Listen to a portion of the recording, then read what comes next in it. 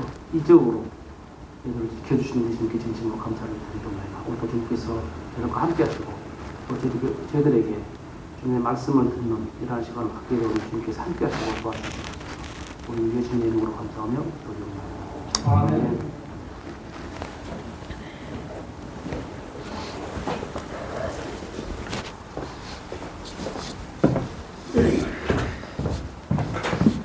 안녕하세요.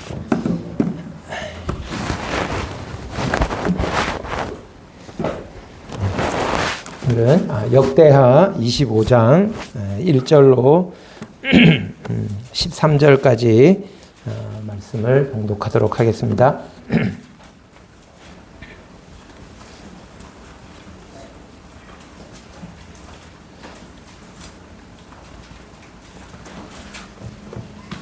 역대하 25장 1절부터 13절까지 말씀을 봉독하겠습니다. 아마샤가 왕위에 오를 때에 나이가 25세라. 예루살렘에서 29년 동안 다스리니라. 그의 어머니의 이름은 여호앗단이요 예루살렘 사람이더라. 아마샤가 여호와께서 보시기에 정직하게 행하기는 하였으나 온전한 마음으로 행하지 아니하였더라. 그의 나라가 굳게 섬에 그의 부왕을 죽인 신하들을 죽였으나 그들의 자녀들은 죽이지 아니하였으니 이는 모세의 율법책에 기록된 대로 함이라. 곧 여호와께서 명령하여 이르시기를 자녀로 말미암아 아버지를 죽이지 말 것이요 아버지로 말미암아 자녀를 죽이지 말 것이라. 오직 각 사람은 자기의 죄로 말미암아 죽을 것이니라 하셨더라.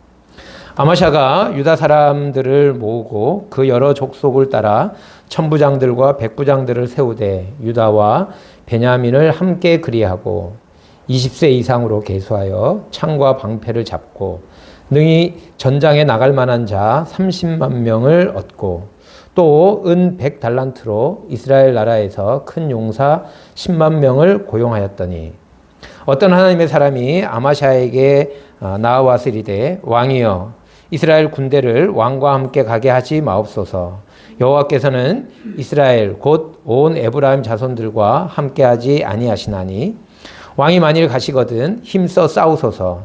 하나님이 왕을 적군 앞에 엎드러지게 하시리이다. 하나님은 능히 돕기도 하시고 능히 패하게도 하시나이다 하니 아마샤가 하나님의 사람에게 이르되 내가 100달란트를 이스라엘 군대에게 주었으니 어찌할까?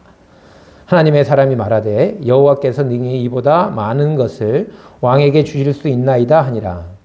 아마샤가 이에 에브라임에서 자기에게 온 군대를 나누어 그들의 고향으로 돌아가게 하였더니 그 무리가 유다 사람에게 심히 노하여 분연히 고향으로 돌아갔더라. 아마샤가 담력을 내어 그의 백성을 거느리고 소금 골짜기에 이르러 세일 자손 10,000명을 죽이고 유다 자손이 또 10,000명을 사로잡아 가지고 바위 꼭대기에 올라가서 거기서 밀쳐 내려뜨려서 그들의 온몸이 부서지게 하였더라. 아마샤가 자기와 함께 전장에 나가지 못하게 하고 돌려보낸 군사들이 사마리아에서부터 벳호른까지 유다 성읍들을 약탈하고 사람 3,000명을 죽이고 물건을 많이 노략하였더라. 유대 왕 아마샤에 관한 이야기를 기록하고 있는 장이 역대하 25장입니다. 역대하 25장의 이 기록이 열왕기서에도 기록이 되어 있습니다. 근데 이제 열왕기서의 기록과 역대하의 기록이 이렇게 조금 그 다른 것을 보게 됩니다. 우리가 지난번에 말씀을 드렸듯이 열왕기와 역대기는 관점이 달라요. 그리고 다른 사람들에게 주어졌기 때문에 왕들의 이야기를 기록할 때도 열왕기에 기록되지 않은 그런 이야기들을 역대기에서 기록을 하는 경우들이 많이 있습니다. 여기 이제 25장 1절부터 보면 그 아마샤가 왕에 오를 때 나이가 25세였고요. 예루살렘에서 29년 동안 다스렸습니다. 그리고 그의 어머니 이름은 여호앗단, 예루살렘 사람이었습니다. 이 얘기는 뭐 열왕기사에도 똑같이 기록이 돼 있습니다. 어머니의 이름을 특별히 많이 기록을 하고 있는데 유대 왕들은 아버지는 다윗의 후손들로 계속 이어지고 있죠. 그래서 아마 어머니의 이름을 따로 기록하는 것은 아버지의 다윗의 자손으로 왕위가 계승되고 있다고 하는 의미도 있고 또 한편으로는 그래서 어머니가 영향을 많이 끼치는 특별히 이 아마샤의 어머니는 아바샤의 아버지가 요아스거든요. 요아스가 아달랴 아합의 딸이었다가 유다 왕 여호람의 부인이 됐던 그래서 남왕국 유다를 북왕국처럼 만들었던 아달랴가 다윗의 혈통을 다 죽일 때 요아스만 살아남습니다. 제사장 여호야다의 아내였던 이 요아스의 누이가 그를 성전에 숨겨가지고 7살이 되었을 때 이제 왕위에 등극을 하게 되고 여호야다를 통해서 왕에 오르게 되고 여호야다가 요아스가 결혼하도록 그러니까 아내를 이제 줘서 자녀를 낳게 했어요. 그 전에 아달랴가 몽땅 왕자들을 다윗의 혈통을 다 끊어놨기 때문에 이제 우리나라도 뭐 그러지 않아도 우리나라는 왕손이 많아야 된다라고 조선시대나 이럴 때 보면 중전이나 후궁의 큰 임무가 후손을 많이 놓는 거거든요. 근데 이제 요아스의 부인들은 아들을 많이 낳아야 했죠. 왜냐하면 다윗 왕가가 거의 전멸하다시피 했기 때문에 아마 그때 제사장 여호야다가 요아스에게 결혼시킨 분이 아마 여기 나와 있는 아마샤의 어머니인 것 같습니다. 예루살렘 사람이었고요. 이름이 여호와단. 그래서 아마도 여호야다라고 하는 아주 신실한 제사장이 이렇게 중매를 했기 때문에 신앙적으로 훌륭한 그런 어머니였고 이게 어머니 밑에서 자랐을 거라고 생각이 듭니다. 그런데 2절에 보면 아마샤가 여호와 보시기에 아마샤의 삶에 대해서 평가를 하는데 아마샤가 여호와 보시기에 정직하게 행하기는 하였으나 온전한 마음으로 행하지 아니하였더라. 정직한 마음으로 여호와 앞에서 정직하게 행하기는 했는데 온전한 마음으로 행하지는 아니하였더라. 이게 아마샤에 대한 평가입니다. 정직하게 행했는데 온전한 마음으로는 행하지 않았다. 이게 도대체 어떤 의미냐라고 하는 것을 25장이 설명을 하고 있습니다. 우리가 이사야서에서 입술로는 나를 공경하지만 이 백성이 입술로는 나를 공경하지만 마음은 내게서 멀리 떠났다. 그러니까 여호와 앞에서 정직하게 행하기는 했는데 온전한 마음으로는 행하지 않았다. 이 말씀을 보면서 그게 생각났습니다. 신약으로 오면 아나니아와 삽비라도 뭔가를 행했거든요. 요즘식으로 하면 아주 큰 헌신을 했습니다. 근데 행하기는 했는데 온전한 마음으로 하지 않았어요. 그래서 그 자리에서 바로 죽임을 당하는. 아나니아와 삽비라가 뭐 지옥에 갔느냐 안 갔느냐 뭐 이런 걸 성경은 말하고 있지 않아요. 그것에 대해서 지나치게 관심을 둘 필요는 없는데 어쨌든 이 사건들이 생각이 납니다. 여호와 앞에서 정직하게 행하긴 했습니다. 행하긴 했어요. 뭔가를 행했습니다. 하나님 보실 때 정직하게 행했어요. 그런데 온전한 마음으로는 하지 않았다. 그래서 그런 모습이 그의 삶에서 어떻게 나타났고 그 결과는 어땠는지 이런 것들을 이 25장에서 살펴볼 수 있을 것 같습니다. 열왕기 이야기가 이제 똑같은 아마샤의 이야기를 설명하고 있는 열왕기하 14장에 가면 14장 3절에서는 뭐라고 표현을 했냐 하면 여호와 보시기에 정직히 행하였으나 그 조상 다윗과는 같지 아니하였으며 이렇게 표현을 해놨습니다. 열왕기 하에서는 여호와 앞에서 정직하게 행하기는 하였으나 그 조상 다윗과는 같지 않았다.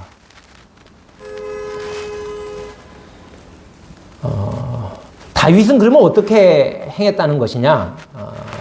우리가 뭐 다윗의 생애를 알고 있는데 뭐 그것을 한마디로 요약을 하자면 제가 이제 역대하를 읽다 보니까 여기다 손을 넣으시고 역대하 23장 18절 말씀을 한번 보시겠습니다. 이제 여호야다가 아까 우리가 읽었던 아마샤 왕의 아버지죠. 요아스를 이제 왕으로 세우는 과정을 설명을 하고 있습니다. 그 과정에서 18절에 보면 여호야다가 여호와의 전에 직원들을 세워 레위 제사장의 수하에 맡기니 이들은 다윗이 전에 그들의 반열을 나누어서 여호와의 전에서 모세의 율법에 기록한 대로 여호와께 번제를 드리며 다윗이 정한 규례대로 즐거이 부르고 노래하게 하였던 자들이더라. 여호야다가 이제 성전을 정비를 하는데 거기에 일꾼들을 세웁니다. 근데 여호야다가 창의적으로 세운 게 아니라 전에 다윗이 세웠던 걸 복원한 겁니다. 다윗이 그 세웠던 사람들을 다시 세웠는데 그 다윗이 어떻게 했냐 하면 반열을 나누어 가지고 여호와의 전에서 모세의 율법에 기록한 대로 여호와께 번제를 드리고, 그러니까 모세의 율법이 정한 대로 하나님께 제사 드리도록 다윗이 정비를 했습니다. 거기 레위인과 제사장들을 역할을 나누고 임무를 주고 뭐 이렇게 해서 제사가 잘 드려지도록 했다는 뜻이죠. 그 다음에 다윗이 정한 규례대로 즐거이 부르고 노래하게 하였던 자들이더라.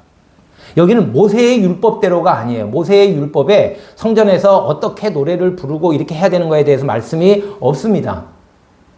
제사에 대한 규례는 모세의 율법에 나와 있는데 다윗이 그 한 일 중에 보면 찬양대를 조직해요. 그 레위 자손으로 우리가 아는 뭐 아삽이라든지 여두둔이라든지 해만이라든지 이런 사람들이 찬양대의 수장들이 돼서 노래하고 악기하고 이런 걸 하게 합니다. 그리고 늘 거기서 찬양과 감사와 경배가 드려지도록, 이건 율법이 시킨 게 아니에요. 모세의 율법에 정한 대로 한 게 아니라 다윗이 정한 규례대로. 그러니까 율법을 지키는 건 기본인 거죠. 율법은 범하면 안 되는 거잖아요. 율법은 지켜야 하는 겁니다. 율법의 규례대로 하는 것을 행하지 않으면 하나님에게 등을 돌리는 거죠. 하나님을 버리는 겁니다. 율법대로, 모세의 율법대로 제사를 드립니다. 그런데 다윗은 그걸로 만족한 게 아니라 자기가 정한 규례대로 즐거이 부르고 노래하게 했어요. 율법은 우리나라도 뭐 마찬가지지만 법이라고 하는 건 최소한의 규정입니다. 하나님께서 율법을 통해서 여기를 넘어가면 안 돼 하고 율법으로 테두리를 치셨어요. 그 안에 머물러야 합니다. 하나님의 백성은 율법 안에 머물러야 합니다. 율법을 넘어가면 범죄하는 거죠. 그 경계선이에요. 어떤 사람들은 그 율법의 경계선이 있으면 그 경계선 근처에서 삽니다. 살면서 뭘 하냐면 경계선에 있으면 어디가 보일까요? 중심부가 보일까요? 경계선 넘어가 보일까요? 경계선 넘어가 보입니다. 그래서 늘 경계선 밖을 쳐다보면서 넘어가면 안 되긴 하지만 눈은 늘 경계선 밖을 보고 있어요. 그러면서 넘어가지는 않습니다. 넘어가면 심각한 문제니까. 율법을 잘 지키는 사람이에요. 그런데 그 중심부에 가지는 않습니다.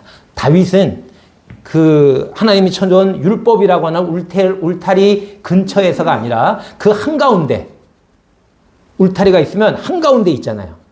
양들이 울타리 근처에서만 왔다 갔다 하면 잘못하면 뛰어넘어서 경계를 넘어서 바깥으로 나갈 수도 있어요.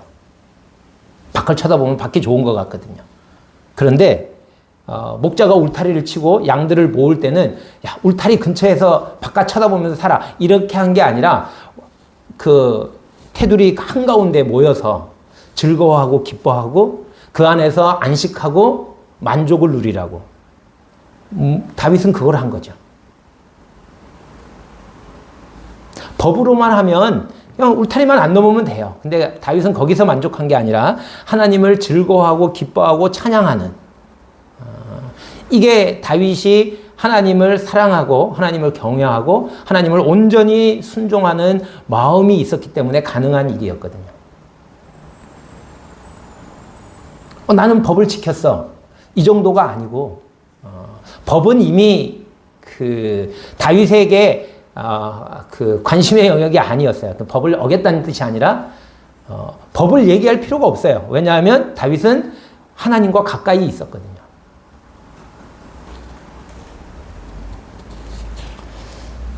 근데 이 아마샤는 정직히 행하기는 했어요. 제가 이제 이걸 그냥 이렇게 번역하자면 율법을 어기진 않았어요. 율법을 지키긴 했습니다. 그런데 온 마음으로 율법을 사랑하고 하나님을 사랑하고 하나님이 주시는 그 기쁨을 누리면서 살지는 않았다고 하는 거죠. 경계선에서 난 넘어가진 않았어. 안 넘었어. 난 지켰어. 말씀을 지켰어. 넘어가진 않았지만 가운데 들어오지도 않아요. 그게 아마샤에 대한 삶의 평가로 하나님이 하셨던 정직하게 행하긴 하였으나 온전한 마음으로 행하지 아니했다. 열왕기의 기록대로 하자면 다윗과 같이 행하지는 않았다. 그럼 다윗이 어떻게 행했느냐? 다윗은 그렇게 행했습니다. 그렇게 하지 않았다는 거죠. 율법은 지켰어요. 정직하게 행했어요. 율법에 기록한 대로는 행했는데 자기의 정한 규례대로 즐거워하고 찬양하고 경배하는 일은 하지 않았다고 하는 거죠. 온전한 마음으로는 행하지 않았다. 25장에서 그런 아마샤의 삶이 어떠했는지 그리고 그 결과가 어떤지가 기록되고 있습니다. 다시 25장으로 오셔서 3절을 보면 그의 나라가 굳게 섬에 그의 부왕을 죽인 신하들을 죽였으나 그들의 자녀들은 죽이지 아니하였으니 이는 모세의 율법책에 기록된 대로 함이라. 곧 여호와께서 명령하여 이르시기를 자녀로 말미암아 아버지를 죽이지 말 것이요 아버지로 말미암아 자녀를 죽이지 말 것이라. 오직 각 사람은 자기의 죄로 말미암아 죽을 것이니라 하셨더라. 그 아버지 요아스가 말년에 타락을 합니다. 그래서 하나님께서 아람 군대를 통해서 요아스가 다스리는 유다를 침공하게 하셔가지고 많은 사람들이 죽습니다. 그 일로 인해서 신하들이 요아스를 반역을 해가지고 요아스를 살해합니다. 그리고 난 다음에 그 요아스의 아들 아마샤가 왕이 된 거예요. 이 아마샤 입장에서는 자기 아버지를 죽인, 부왕을 죽인 역적들이죠. 그들이 여전히 서슬 시퍼렇게 세력을 떨치고 있는 거죠. 그래서 아마 왕위에 오르자마자 그들을 제거하지는 못했고, 여기 나와 있는 것처럼 그 나라가 굳게 섬에 나라를 견고하게 하고 왕권을 강화한 다음에 그 부왕을 죽인 신하들을 죽였습니다. 이거는 공의의 심판인 거죠. 하나님께서 기름 부어 세운 왕을 그 신하들이 반역해서 살해했으니까 공의의 심판으로 이들은 죽임을 당하는 것이 마땅합니다. 근데 그 당시에 그 주변 나라들, 그 당시에 열국들의 관례를 보면 우리나라도 마찬가지지만 그 반역한 사람들만 죽이는 게 아니라 우리나라 같으면 3족, 때에 따라서는 9족을 멸하죠. 화근을 없애는 거거든요. 아마 대부분의 열국에서 다 그랬던 것 같습니다. 그런데 하나님께서는 그렇게 하지 말도록 하셨어요. 그 범죄한 그 사람만 죽이지 그 아버지로 말미암아서 자녀를 죽인다든지 자녀로 말미암아서 아버지를 죽이는 일은 못하게 하셨어요.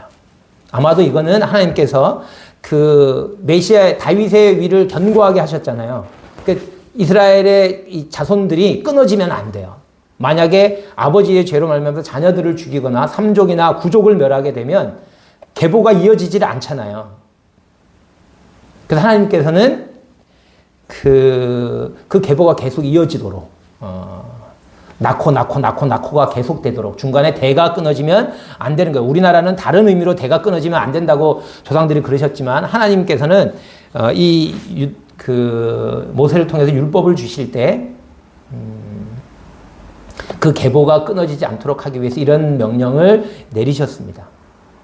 이 아마샤가 아마도 그 부왕을 죽인 사람들을 제거하고 그냥 가족들도 다 멸하고 싶었을 것 같아요. 그런데 그렇게 하지 않았다고 기록을 하고 있습니다. 뭐라고 기록하냐면 모세의 율법책에 기록된 대로 했습니다. 그래서 그들만 죽이고 그 자녀들은 죽이지 않았어요. 여호와 앞에서 정직하게 행했습니다. 그런데 온전한 마음으로는 행하지 않았다. 여기에 특별히 이 3절과 4절에서 온전한 마음으로 행하지 않았던 흔적은 발견되지는 않습니다.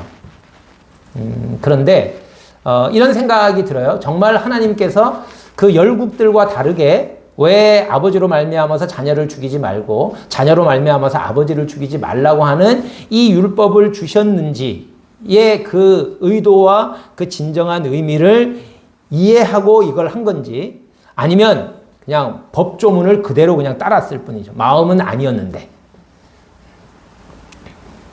그건 뭐 성경이 말하고 있지 않아서 뭐 짐작을 해볼 수는 있지만 그 언급을 하는 건 자제하도록 하겠습니다. 자, 그 다음에 이제 뭘 했냐 하면 5절부터 아마샤가 유다 사람을 모으고 전쟁에 나갈 군사들을 모집했습니다. 뭘 하려고 했냐면 뒤에 보면 에돔을 치려고요. 아마도 이제 이 아버지 요아스 왕 때 그 요아스 왕이 그 신하들에 의해서 살해를 당하게 된 결정적인 계기가 아람 군대가 쳐들어와 가지고 요아스 왕이 대패를 하고 이스라엘이 엄청난 큰 피해를 입었거든요. 아마 그러면 이 아마샤가 자기 부왕을 죽인 신하들을 제거하고 난 다음에 그 다음에 나라의 힘을 모아서 해야 될 일은 아람을 치는 일이겠죠. 그 아람 때문에 자기 아버지가 살해를 당했으니까 뭐 따지자면. 근데 이제 아람을 치기 전에 아람은 저 북쪽이거든요. 그런데 남쪽 에돔은 남쪽에 있습니다. 근데 이 에돔 뒤를 후환을 먼저 이렇게 정리를 해놓고 뭐 그런 생각이 있었는지 에돔과의 전쟁을 계획했습니다. 에돔은 여호람 때 여호람 왕은 여호사밧 왕의 아들이에요. 이제 뭐 역사를 기억. 그 여호람의 아내가 누구냐면 아달랴입니다. 아합의 딸이에요. 여호사밧이 아합의 딸과 자기 아들 여호람을 결혼을 시켰어요. 그 아달랴가 그 유다의 왕비로 오는 바람에 그 여호람 다음이 아하시아 왕이고 그 아하시아 왕 다음이 이제 그 아달랴가 되는 거죠. 아달랴가 뭐 그 동안에 유다가 엄청나게 큰 나라의 그 힘이 약해집니다. 완전 북왕국 이스라엘하고 똑같아졌거든요. 바알을 섬기는 아합 지방과 똑같아져 버렸어요, 유다가. 근데 그랬던 어쨌든 여호람이에요. 그러니까 여호람이 북왕국 이스라엘과 그렇게 혼인 관계로 묶이면서 하나님께서 그들을 징벌하셨어요. 그 유다를 버리신 거죠. 그래서 에돔이 원래 그 유다의 속국이었어요. 그런데 여호람 때에 반역을 합니다. 역대하 21장 8절에 기록되어 있는데 여호람 때 에돔이 배반을 해가지고 자기들 따로 왕을 세우고 그렇게 해서 이제 독립을 했습니다. 오늘날로 말하자면. 그래서 그 아마샤가 그 에돔을 지금 이제 치려고 하는 거예요. 군대를 이제 모으게 되는데 이 똑같은 얘기가 열왕기 하에는 그냥 한 줄로 기록이 되어 있습니다. 한 절로. 뭐라고 되어 있냐면 그냥 에돔과 싸워서 1만을 죽이고 이겼다. 내용은 그겁니다. 정확한 워딩은 조금 다르지만 어쨌든 이겼다. 요게 그리고 그 이름을 셰일에서 욕드엘, 하나님께서 정복하셨다 라는 이름으로 바꿔가지고 오늘날까지 열왕기를 기록할 그때까지 이르렀더라. 한 줄로 딱 끝나 있어요. 아람과의 전쟁. 그런데 역대하에서는 이 아람과의 전쟁이 이제 25장 5절부터 시작해가지고 우리가 읽은 13절 넘어서 16절까지 기록이 되어 있습니다. 그러니까 그 에돔과의 전쟁을 열왕기하에서는 딱 한 절로만 그냥 결과만 기록이 되어 있는데 이 역대하에서는 자세하게 기록했습니다. 역대기와 열왕기의 관점이 다르다 그래서 말씀을 드리고 그런 쪽에서 이 역대기 기자는 하나님께서는 역대기 기자에게 아람과의 이 전쟁의 이야기를 길게 기록하게 하셨어요. 어떤 내용이 기록이 되어 있냐면 군사를 모집했습니다. 유다와 베냐민에서 모집을 했는데 총 얼마냐 하면 30만 명을 군사를 모집을 했습니다. 30만 명도 작은 숫자는 아닌데 이게 되게 약화된 거예요. 그 전에 왕이었던 이제 초기의 왕이었던 아사 왕 때는 역대하 17장 8절을 보면 총 58만 명. 자세하게 얘기하면 유다에서 30만, 베냐민에서 28만에서 58만 명의 군사를 모아서 전쟁을 했습니다. 여호사밧, 아사의 아들이었던 여호사밧 왕 때에는 군사를 모집해서 전쟁을 했는데 116만이었습니다. 그러니까 전쟁에 나갈 20세 이상의 군사들을 모집했는데 116만 명이었어요.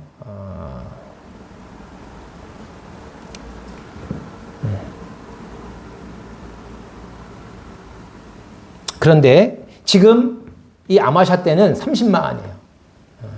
많이 약화됐죠. 왜냐하면 그 사이에 아달랴가 그 여호람의 왕비가 되면서 그 3대를 거쳐가면서 유다의 그 세력이 많이 약화된 거죠. 그래서 30만. 근데 30만으로는 부족함을 느꼈죠. 그 윗대들을 보면 뭐 58만, 116만 이랬으니까 30만은 그렇게 큰 숫자가 아니었습니다. 그래서 이 아마샤가 어떻게 했냐면 은 100달란트를 주고 적지 않은 돈입니다. 은 100달란트를 주고 용병을 샀어요. 어디서? 이스라엘에서. 북왕국 이스라엘에게서 용병 10만을 샀습니다. 그래서 합쳐서 이제 40만이 된 거죠.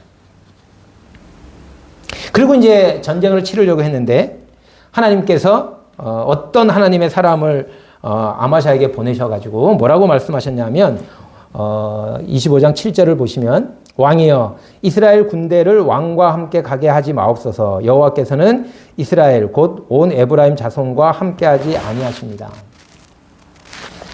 이스라엘에서 세내온 돈 주고 사온 용병들과 함께하지 말라. 왜냐하면 하나님은 이스라엘 사람들과 함께하지 않는다. 그 위에 그 아마샤 윗대들을 통해서 그들이 이스라엘과 이렇게 뭐 이스라엘을 사랑하고 이스라엘과 연합했을 때 하나님께서 선지자들을 보내서 하나님을 사랑하지 않는 사람들과 너희가 교제하는 게 합당하냐 이렇게 해가지고 많이 혼내셨거든요. 아사 왕 때도 여호사밧 왕 때도 계속 그렇게 했는데 그래서 하나님께서는 선지자를 보내서 이스라엘 군대와는 하나님이 함께 하시지 않기 때문에 왕이 만약에 이스라엘 군대를 같이 데리고 나간다면 하나님께서 함께 하시지 않을 거다. 8절에 뭐라고 말씀하셨냐면 만일 그래도 당신이 데리고 가겠다 그러면 데리고 가서 왕이 만일 가시거든 힘써 싸우소서 하나님이 왕을 적군 앞에 엎드려지게 하시리이다. 이스라엘 군대를 데리고 가면 하나님께서 이렇게 하시겠다는 거예요. 하나님이 함께 하시지 않을 거니까 적극적으로 말하면 전쟁에서 패하게 될 겁니다. 라고 이야기를 합니다.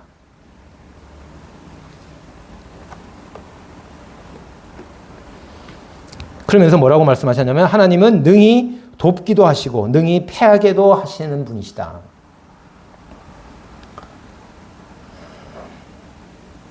아마샤의 정직하게 행하기는 하였으나 온전한 마음으로 행하진 않았다라고 하는 걸 잘 보여주는 장면입니다.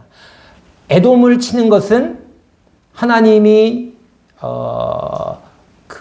기뻐하시는 뜻일 수도 있어요.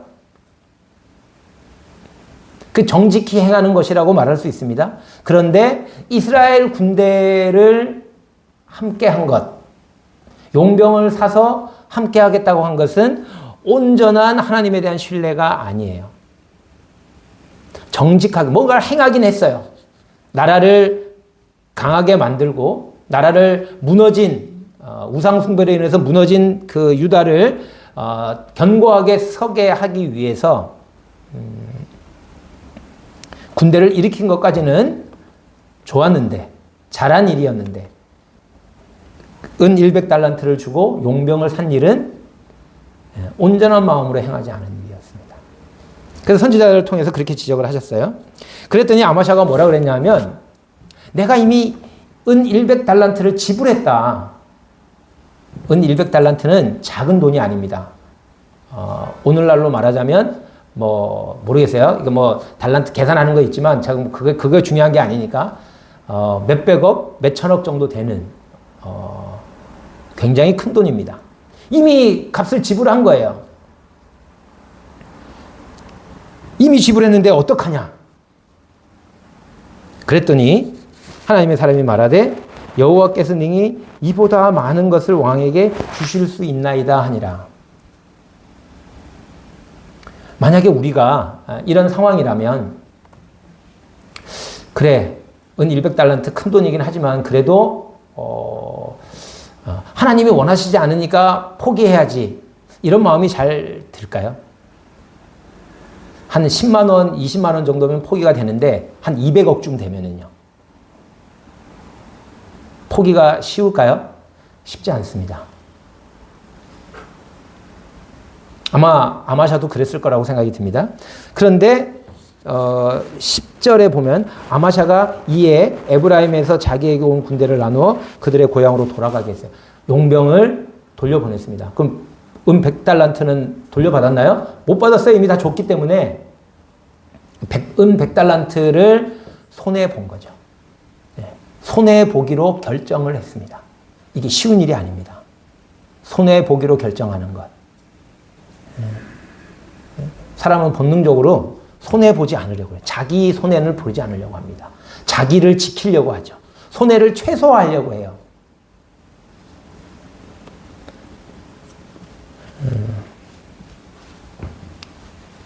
일상생활에서 쉽지 않습니다. 10,000원, 20,000원이 아니에요. 수백억이 걸려 있으면 손해보기 쉽지 않습니다. 근데 아마샤가 그렇게 결정을 합니다. 그런데 뉘앙스를 보면 이래요. 처음에 하나님께서 그 이스라엘 군대와 함께 하지 않는다. 하나님이 기뻐하시는 게 아니다라고 하는 얘기를 했을 때 그럼 돌려보내야지. 이렇게 했더라면 아마샤의 그 결정이 더 멋있게 보였을 것 같아요. 그런데 그런데 은 100달란트 이미 줬는데 그 손해 어떻게 하냐? 이거 엄청난 타격인데 이렇게 얘기를 하니까 선지자가 뭐라 그랬냐면 이보다 더 많은 것을 하나님이 능히 주실 수 있다. 그 얘기를 듣고 난 다음에서야 결정을 했다. 그러면 내가 이걸 포기하면 하나님이 은 100달란트보다 더 많이 주실 거다. 아마 아마샤는 그런 생각을 하지 않았을까. 어쨌든 손해를 감수하는 결정을 합니다. 이게 쉬운 게 아니에요.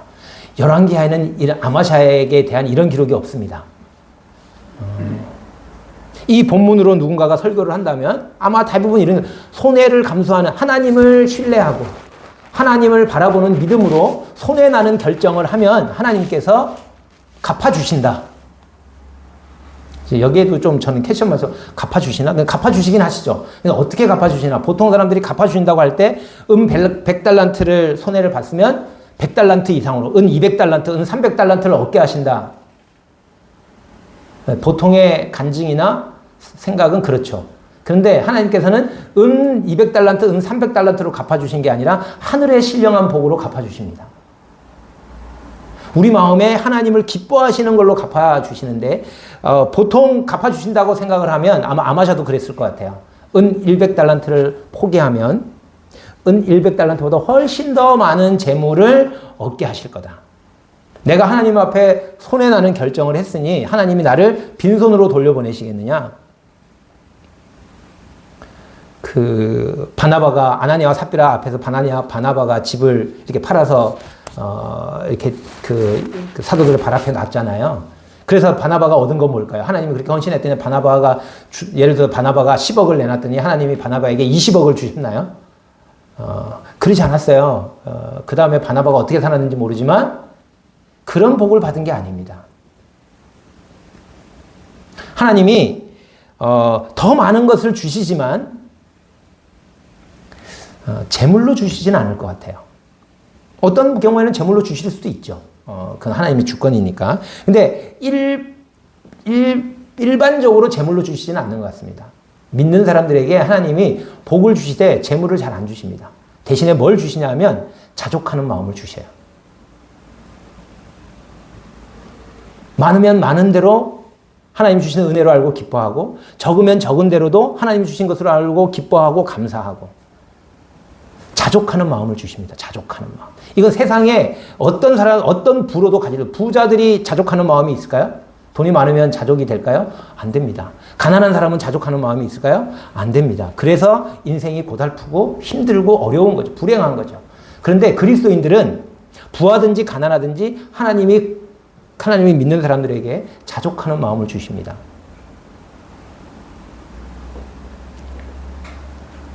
어쨌든 아마샤는 아마도 그걸 생각하고 순종한 게 아닌가. 자, 어쨌든 손해보는 결정을 했어요.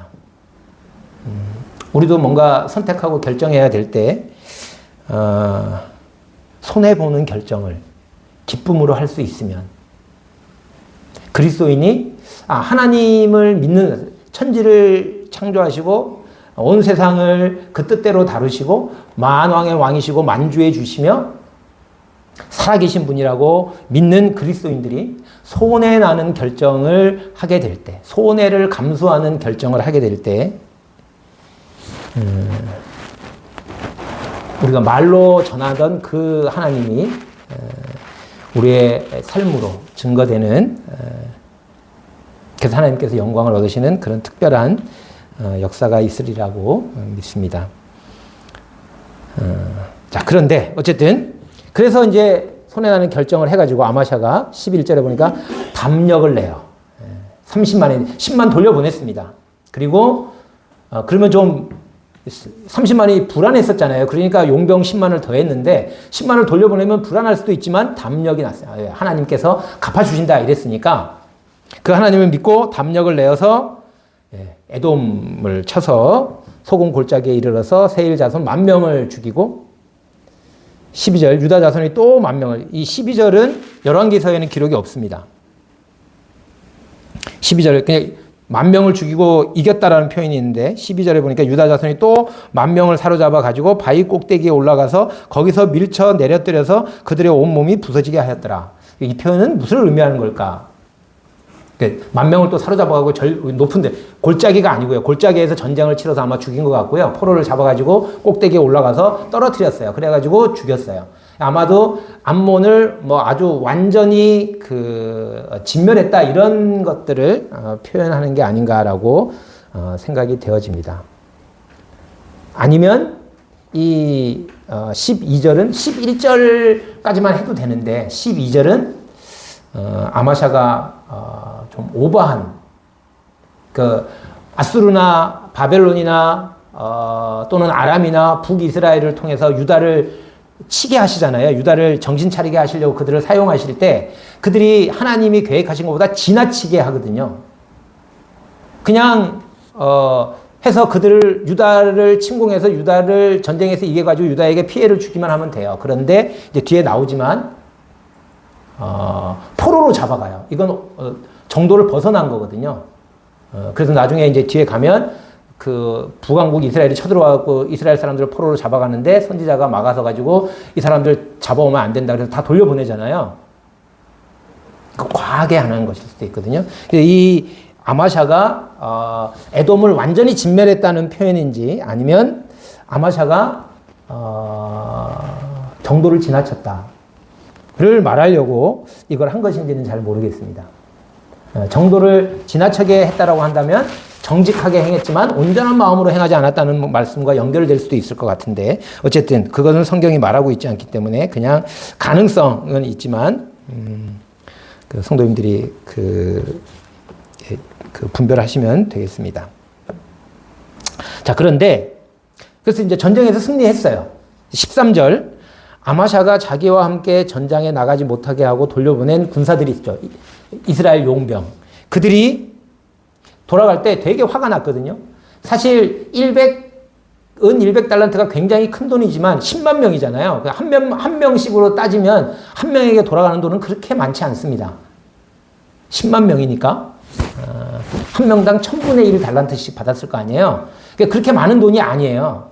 근데 왜 이들이 전쟁에 참가했느냐? 이 용병 입장에서는 전쟁에 이거 은 100달란트는 착수금인 거죠. 일종의.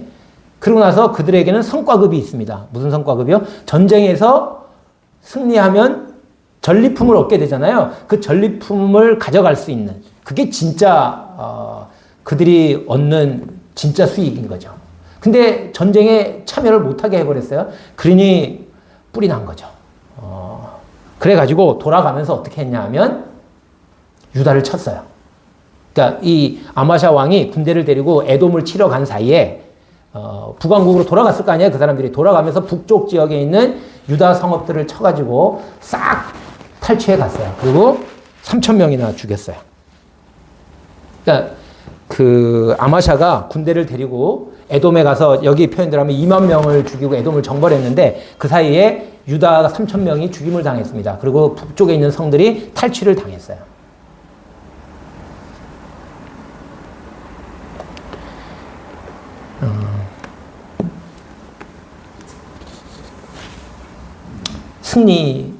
아마샤는 승리한 걸까요? 이 전쟁에서? 승리한 것 같아요. 그런데 자기 국민들이 3,000명이나 죽고 성을 탈취당하는 이런 결과를 초래했습니다. 정직하게 행하긴 하였으나 온전한 마음으로 행하지 않음으로 인해서 결과가 이렇게 나왔다고 하는 거죠.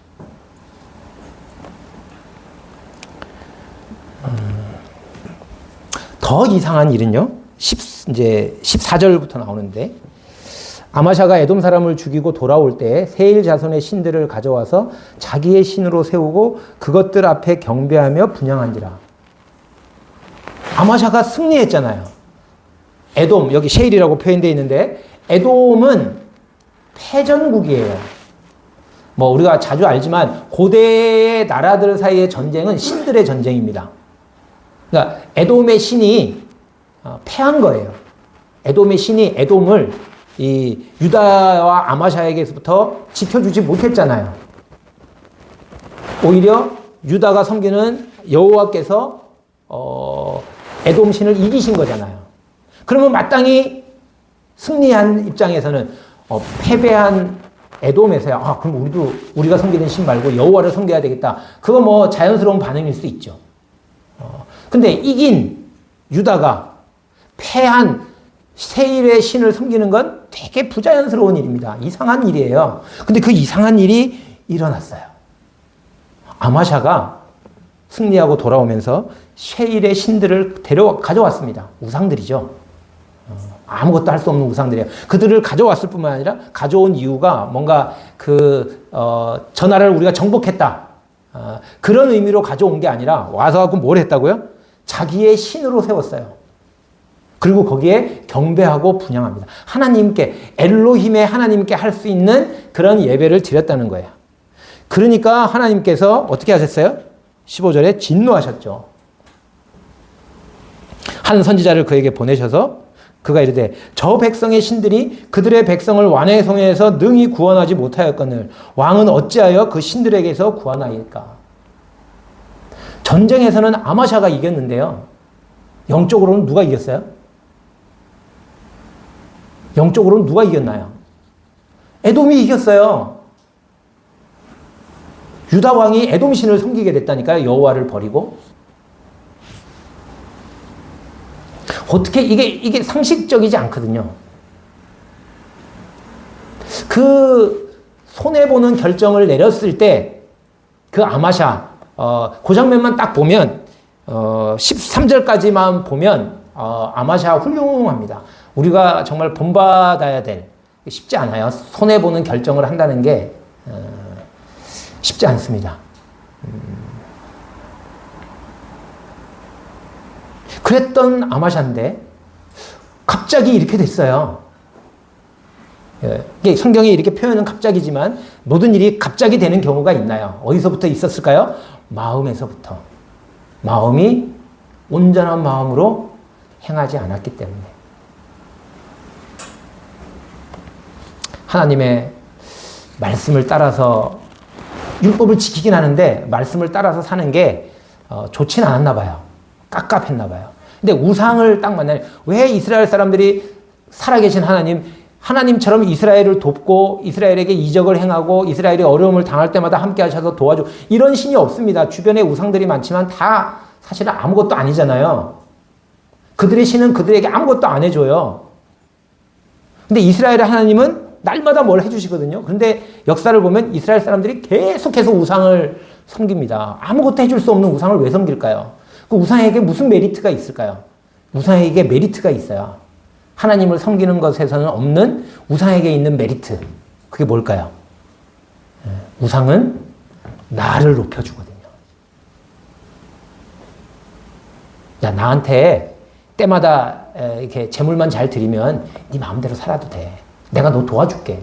네가 원하는 거 있어? 그건 내가 할 수 있도록 해줄게. 대신에 꼬박꼬박 나한테 제사를 잘 드려. 그럼 제사만 드리면 내가 원하는 거 다 해준다잖아요. 근데 하나님은 안 그러시거든요. 네가 원하는 거 다 해줄게가 아니라 내 뜻대로 살아야 돼. 그러니까 하나님은 자기 뜻을 강요하고 우상은 자기 뜻이 없어요. 자기한테 잘해주기만 하면 니들이 원하는 걸 다 이루도록 해줄게. 누가 더 좋아 보여요? 우상이 좋아 보이잖아요. 그럼 우상이 진짜로 내가 원하는 걸 다 줄까요? 안 줍니다. 어디로 가나요? 그냥 멸망해요. 사망으로 갑니다. 하나님은 우리를 내 뜻대로 살아야 돼 하고 하나님은 우리를 압제하는 것 같지만 압제하는 게 아니라 우리에게 생명과 평안을 주시는 분이에요. 전에도 말씀드린 하나님은 빼앗는 것 같지만 빼앗으시는 분이 아닙니다. 생명을 주시는 분이에요.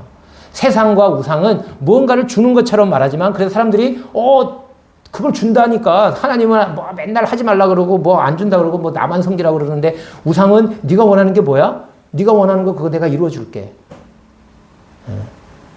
나한테 이렇게만 하면. 그럼 실제로 그걸 우상이 이루어 주나요? 그렇지 않습니다. 혹시 이루어지더라도 그건 하나님이 하게 하신 거지 우상은 아무것도 할 수 있는 게 없어요. 근데 하여튼 아마샤가 그렇게 했다는 거죠. 하나님이 선지자를 보내가지고 지적을 했습니다. 그랬더니 16절에 선지자가 아직 그에게 말할 때 말이 다 끝나지도 않았는데 말을 잘랐죠.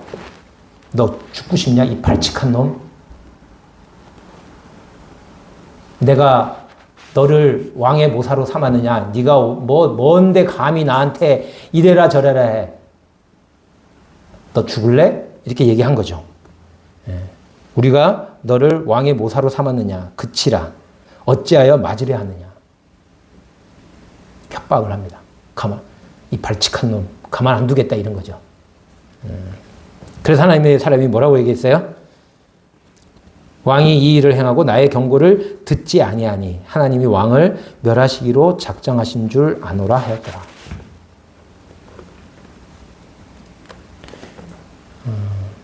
여호와 보시기에 정직하게 행하기는 했는데 온전한 마음으로 행하지 않은 아마샤의 삶의 모습입니다.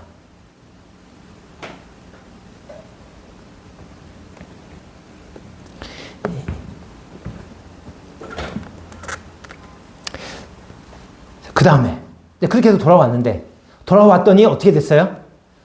그 이스라엘 용병들이 가면서 막 유다의 북쪽을 아주 초토화를 시키고 3,000명이나 죽이고 약탈을 해갔거든요.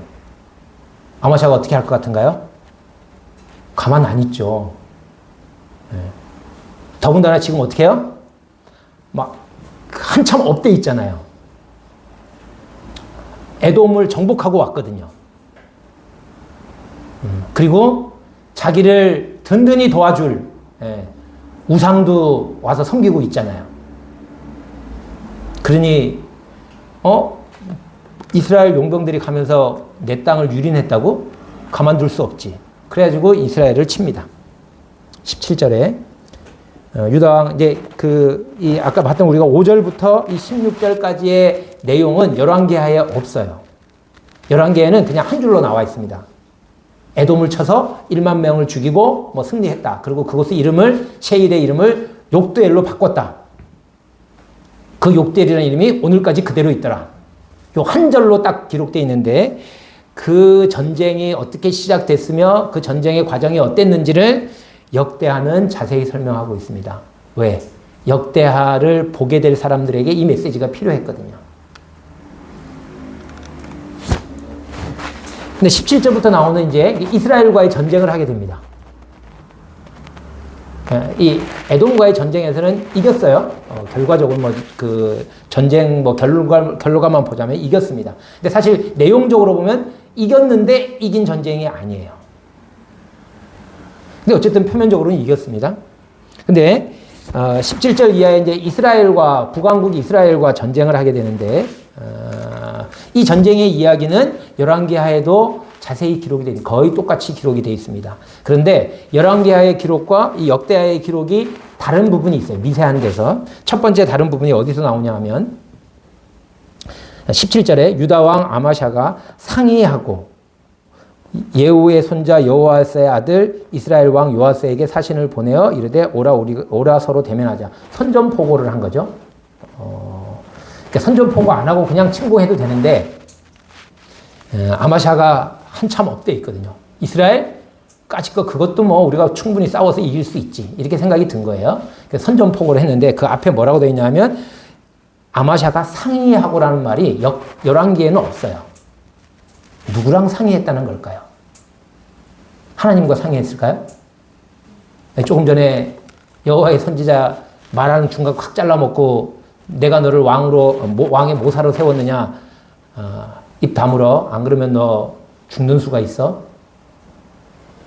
이랬던 왕이 선지자에게 가서 상의했을까요? 하나님이 무슨 뜻으로 하나님의 뜻이 어떠냐 이렇게 물었을까요? 누구랑 상의했다는 걸까요?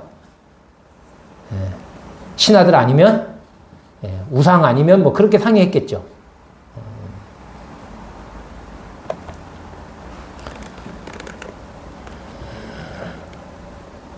우리가 르호보암 때도 그 누구와 상의하느냐가 참 중요하거든요. 상의해야죠. 근데 누구랑 상의를 했냐 이거죠. 그래서 선전포고를 했습니다. 그랬더니 이제 18절을 보면 이스라엘 왕이요, 이제 뭐 이야기를 합니다. 레바논 가시나무가 레바논 백항목에게 전가를 보내어 이르기를 네 딸을 내 아들에게 주어 아내로 삼게 하라 하였더니, 레바논 가시나무는 유다를 말하는 거고요. 레바논 백항목은 이스라엘을 말하는 거예요. 아시다시피 가시나무는 쓸데가 없는 나무예요. 하찮은 겁니다. 백항목은 굉장히 귀한 나무예요. 그러니까 이제 쉽게 얘기하면 유다, 네가 별것도 보잘것없는 네가 감히 지금 우리와 전쟁을 하겠다는 거냐? 가소로운 것들. 하룻강아지 법문 쓴 줄 모른다더니. 그런 얘기를 합니다. 그러면서 19절에 네가 에돔 사람을 쳤다고 내 마음이 교만하여 자긍하는도다.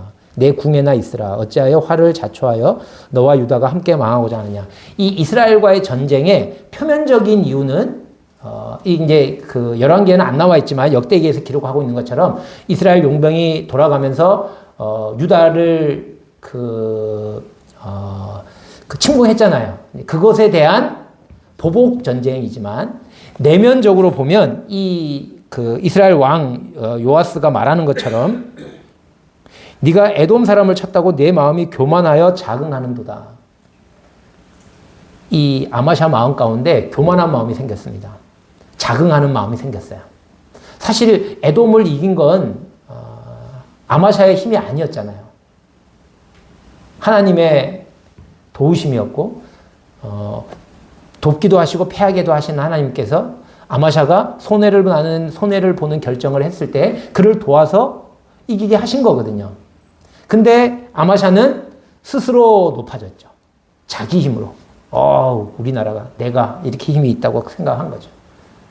정직하게 행하였으나 여호와 보시기에 정직하게 행하였으나 온전한 마음으로 행하지 않았을 때 이렇게 된다고 하는 거예요. 교만해지고 자긍해졌어요. 그것 때문에 전쟁이 일어났다고 하는 거죠. 그 이스라엘 왕을 통해서 하나님께서 그 아마샤에게 충고를 했는데 아마샤가 어떻게 했나요? 20절에 아마샤가 듣지 아니하였으니 이는 하나님께로 말미암은 것이라. 이 듣지 않았다는 말은 열왕기하에도 나옵니다. 그런데 이것이 하나님께로 말미암은 것이다라는 표현은 열왕기하에는 없습니다. 아까 상의하여도 없고요. 이 일이 하나님께로 말미암은 것이다. 왜? 하나님께서 그 아마샤가 에돔 신들에게 구하기 때문에 그를 대적의 손에 넘기게 하시려고 귀를 막아서 듣지 않게 하셨다 이런 뜻이죠. 하나님이 잘 듣는 아마샤의 귀를 막게 하셔서 듣게 하셨다는 게 아니라 유기하신 거죠. 내어버려 두신 겁니다. 그 교만한 생각대로 그 자긍한 마음대로 행하도록 신약적인 표현으로 하자면 내어버려 두신 거예요. 바로가 마음을 강팍해 하니까 하나님께서 바로의 마음을 강팍해 하셨어요. 그게 강팍 안 한 마음을 강팍해 하셨다는 게 아니라 내어버려 두셨다 그런 의미죠. 이게 하나님께로부터 말미암은 일이다라고 역대하가 기록을 하고 있습니다. 열왕기에는 그런 기록이 없어요. 그러니까 역대기에는 이 하나님으로 말미암은 거다.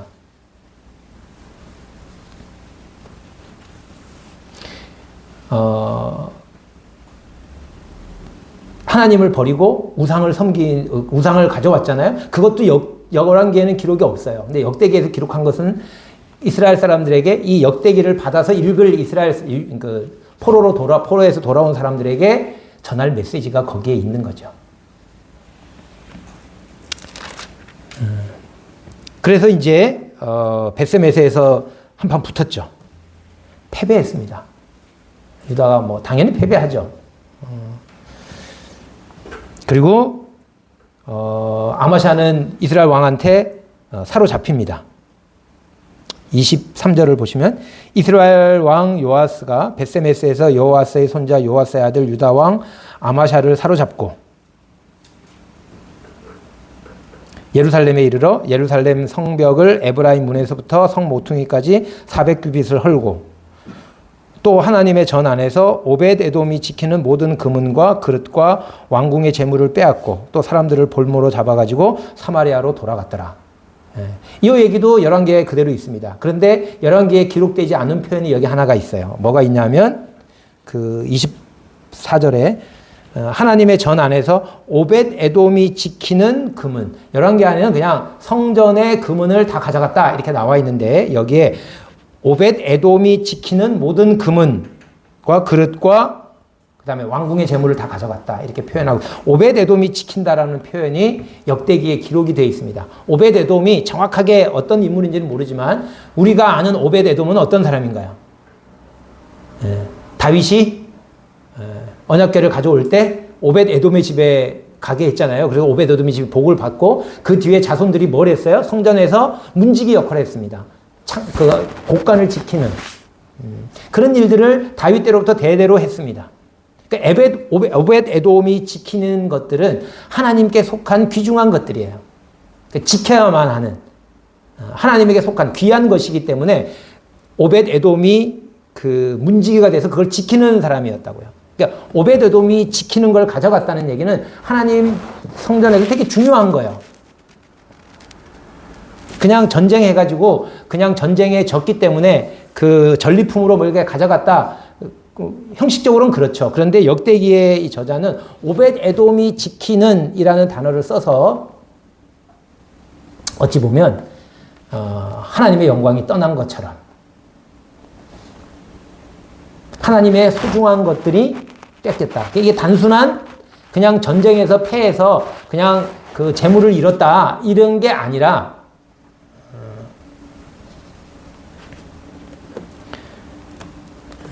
하나님의 것을 빼앗기는, 다시 말해서 하나님께서 그들이 하나님을 배반했기 때문에 하나님께서 그들을 버리신 것처럼, 그러니까 하나님의 영광이 떠난 것처럼 표현하고 있다는 거죠.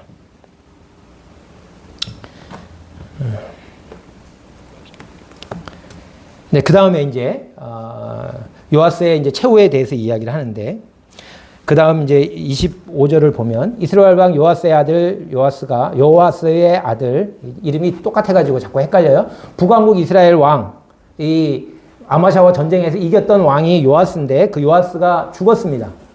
근데 그 이긴 왕은 죽었는데 진 아마샤 왕은 요아스 왕이 죽은 다음에 15년을 더 살았어요. 더 생존하였더라.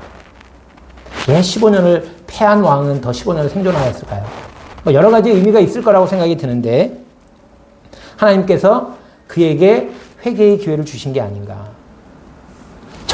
여호와 보시기에 정직히 행하였으나 온전한 마음으로 행하지 않아서 에돔과의 전쟁에서 이겼을 때 자기 힘으로 이긴 것처럼 막 높아졌잖아요. 그런데 이스라엘과의 전쟁에서 자기도 사로잡히고 뭐 이렇게 성벽도 뺏기고 성전에 있는 것도 다 뺏기고 왕궁에 있는 것도 다 뺏기고 쫄딱 망한 거거든요. 그걸 보면서 내가 그만했구나. 내가 온전한 마음으로 하나님을 섬기지 못했구나. 그럴 수 있는 기회를 15년 준 거죠.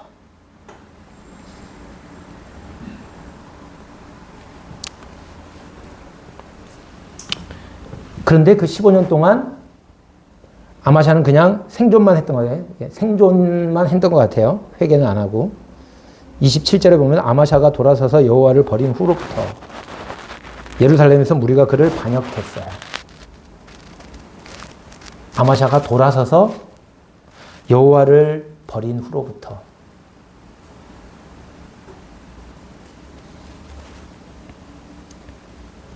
여호와를 버리고 돌아섰는데 다시 여호와께로 돌아서는 것, 이게 회개잖아요. 여호와를 향해서 돌아섰어야 되는데 그러라고 15년의 그 쓰라린 경험을 하고 15년을 살게 했는데 15년 동안에 그런 일은 일어나지 않았습니다. 그래서 27절을 보니까 아마샤가 돌아서서 여호와를 버린 후로부터 예루살렘에서 무리가 그를 반역하였으므로 그가 라기스로 도망하였더니, 살려고 이제 반역을 했는데 라기스로 도망을 갔는데 거기까지 따라가가지고 라기스가 뭐 요새라고 그래요. 근데 그게 지켜줄 줄 알았는데 거기 못 지켜주죠. 하나님이 지켜주시지 않으면 지켜지지 않습니다. 라기스로 따라 보내서 거기서 죽이게 하고 그 시체를 말에 실어다가 그의 조상들과 함께 유다 성읍에 장사하였더라. 열왕기하가 다른 점이 또 하나 있습니다. 열왕기하에는 보면 다윗성에 장사하였더라 이렇게 돼 있어요. 근데 역대하에서는 유다 성읍에 장사. 유다 성읍 안에 다윗성도 들어가니까. 근데 굳이 다윗성에라고 언급을 안 했습니다.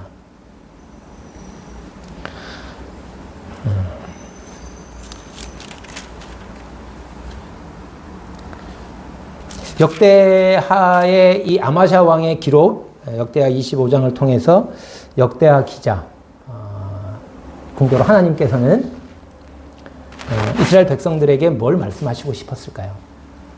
특별히 여기는 그 왜 이런 일이, 그러니까 열왕기에는 그냥 결과만 딱 기록되어 있어요. 일이 있고 결과가 이랬다. 이것만 기록되어 있는데 왜 그런 결과가 나왔고 그 원인이 뭐고 이런 것들을 다 설명합니다. 특별히 그 원인과 결과를 설명할 때 뭐와 관련지어 설명하냐면 하나님과의 관련이에요.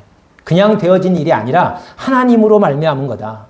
하나님에 대해서 이런 마음을 품었기 때문에, 이런 태도를 취했기 때문에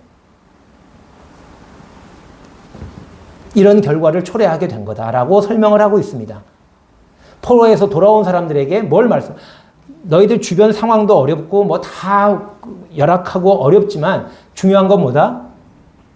하나님과의 관계예요.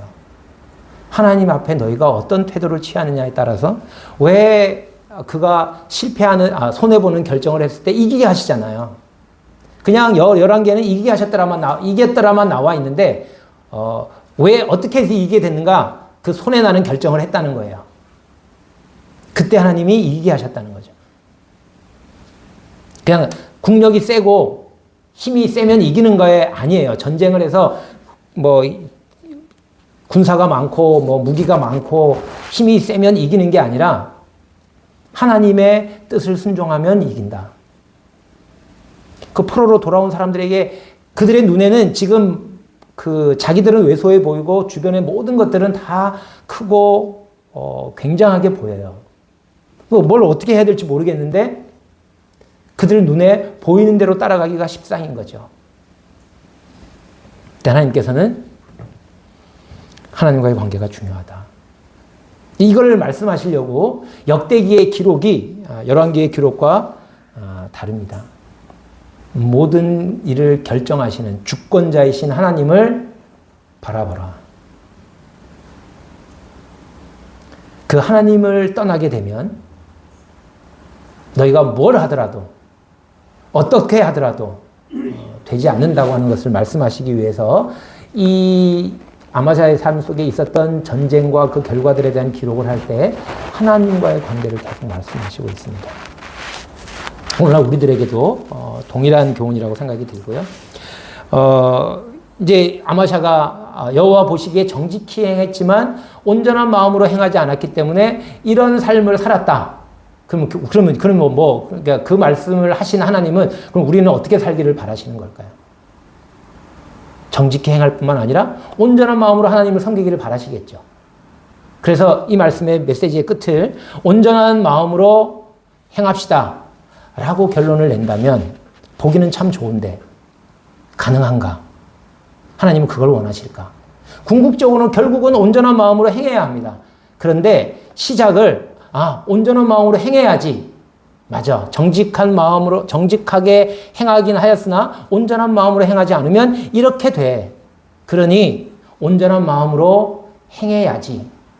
그리고 나가서 온전한 마음으로 행하겠다고 하면 온전한 마음으로 행하지 못합니다. 시작은 어디서부터 시작해야 돼요? 결국은 온전한 마음으로 행하는 데까지 가야 합니다. 시작은요. 나도 아마샤와 똑같이 온전한 마음으로 행하지 못하는 사람이구나. 거기서 시작을 해야 됩니다. 내가 죄인이구나.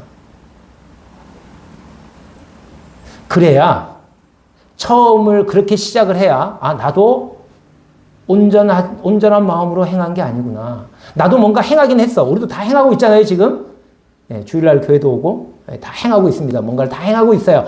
행하고 있는데 온전한 마음으로 난 하고 있어. 이게 아니고 내가 더 온전한 마음으로 해야지. 그래서 마음의 정성을 더 드리고 더 열심히 하고 이렇게 하는 순간 온전한 마음으로 행하지 못합니다. 그럼 어떻게 해야 되는가? 내가 지금 행하긴 하는데 온전한 마음으로 행하고 있지 못하구나 라는 걸 아는 거죠. 거기서 시작을 해야 내가 뭘 어떻게 해야 온전하게 되는 게 아니에요. 온전하게 행하신 그리스도 안에서 우리는 할 수 있는 거잖아요. 그러려면 내가 그렇게 행할 수 있는 자가 아니라고 하는 사실을 알아야 됩니다. 결론을 온전한 마음으로 행합시다 이렇게 내면 안 되고 우리도 온전한 마음으로 행하지 않는 나 자신을 봐야 합니다. 그걸 인정해야 돼요.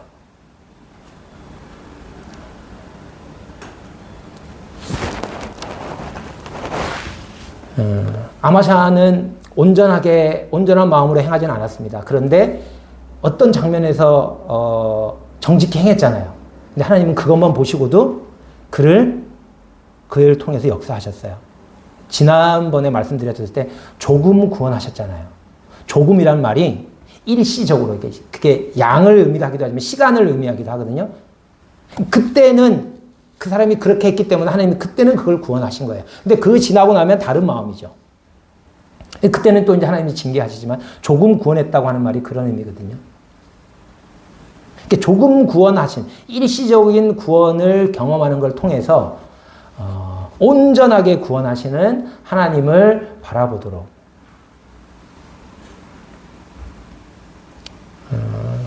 아마 이것도 큰 격려가 되었을 거라고 생각이 듭니다. 그 포로에서 돌아온 사람들이 온전하게 하나님을 섬기지 못할지라도 어떤 장면에서 어떤 순간순간은 하나님께 순종할 때도 있잖아요. 근데 그럴 때는 하나님이 너는 온전한 마음 아니니까 나는 너 안 도와줄 거야. 이러시지 않는다니까요. 그 조금 구원이 쌓이다 보면 아, 하나님이 나를 온전하게 구원하시기를 기뻐하시는구나. 그 어떻게 온전하게 할 수 있어? 조금 조금을 계속 이으면 온전히 될까요? 그건 그냥 조각 난 거 보실 뿐이죠. 결국은 뭐야? 아, 그리스도 안에서 이게 가능하구나.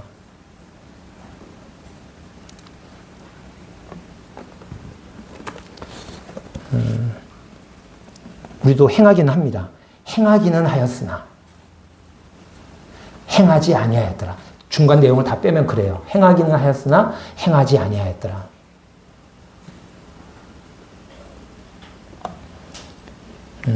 이 말씀이 제 마음과 우리 가족의 마음과 우리 교회의 마음과 아니면 성도들의 마음 가운데 이 말씀이 그렇게 들려지기를 주님 앞에 기도하게 됩니다.